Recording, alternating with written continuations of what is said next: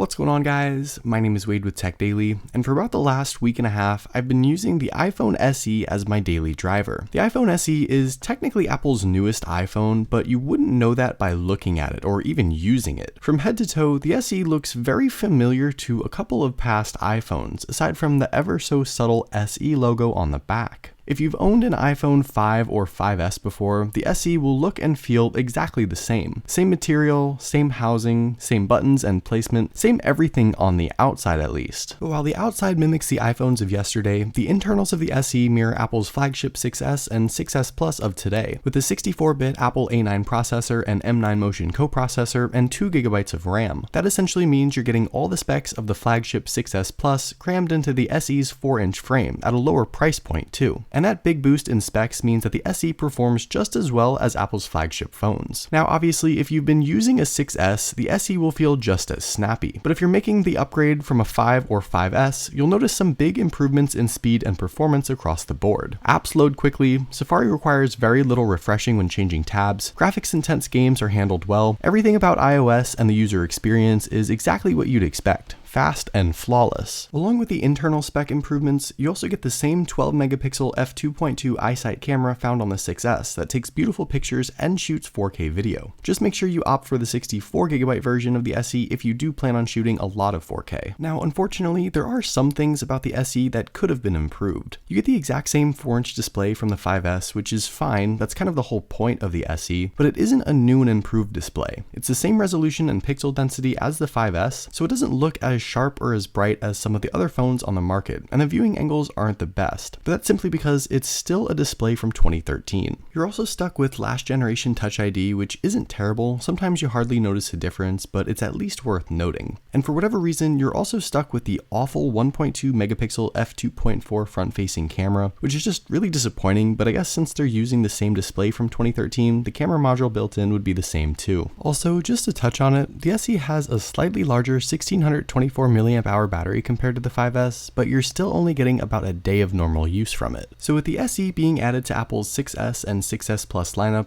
I guess the question here is, who is the SE meant for? It's surprising, but I still see a lot of people rocking an iPhone 5 or 5S that haven't upgraded. There are people who definitely aren't a fan of the size of the 6S Plus, which is totally understandable. And there may even be people who think the 4.7-inch iPhone 6S is a bit too big. There may also be people who just prefer the look and feel of the boxy housing and chamfered edges, which is still a great overall design and something I really enjoyed using. But I think more than anything, the SE is for people who just prefer a 4-inch phone that they can easily use with one hand and stick in a pocket or purse without the extra bulk. And for those reasons, 4 inches is okay. The iPhone SE has its target market, and for a 4-inch phone with a nice collection of flagship specs, it gets the job done. Is the SE perfect? Absolutely not. Apple definitely cut corners and probably just recycled a lot of extra parts and pieces from the 5S. You don't get all the flagship specs like 3D Touch, but internally, you get a phone that can easily compete with anything out right now, and for $400 unlocked and off contract, it's not a bad deal at all. So hopefully you guys enjoyed this video. Definitely let me know what you think of the iPhone SE in the comments below. Also, be sure to follow Tech Daily on Twitter and subscribe to the Tech Daily YouTube channel if you haven't already, and I'll see you guys later.